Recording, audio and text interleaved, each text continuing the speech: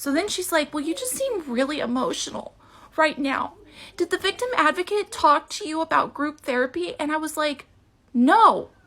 The victim advocate was only concerned with getting me to file for the temporary restraining order and telling me how she was going to somehow have his probation officer serve him, but I haven't been able to get a hold of her for over a week. She was supposed to return my call a week ago about the status of everything, and I never heard back.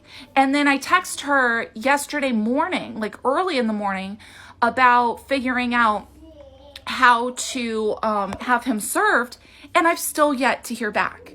So I like this restraint, like the restraining order, the court case, like none of this means anything unless I can have him served with the paperwork. So that's great. His probation and his restraining, the criminal protective order, expires in a week. And in not so many words, he has pretty much said he's coming after me. And she wonders why I'm emotional. Because I have been begging for help. She's admitted that I'm in danger. That I need a restraining order. That he needs to be in jail. She was talking freaking prison. Telling me that I'm going to need to be looking over my shoulder and all that shit. And apparently all it was some freaking scare tactic to try to get me to poke the bear and to file this paperwork in court and call him out on all this stuff.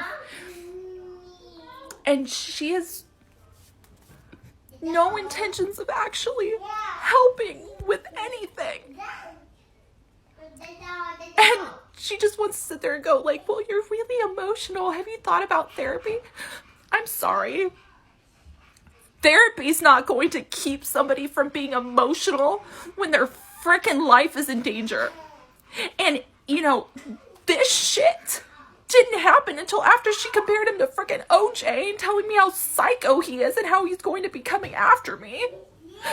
So she wants to sit there and tell me how he's essentially going to show up and, you know, do something completely horrible to me. And then turn around and be like, well, why are you so emotional when, like, she refuses to freaking help?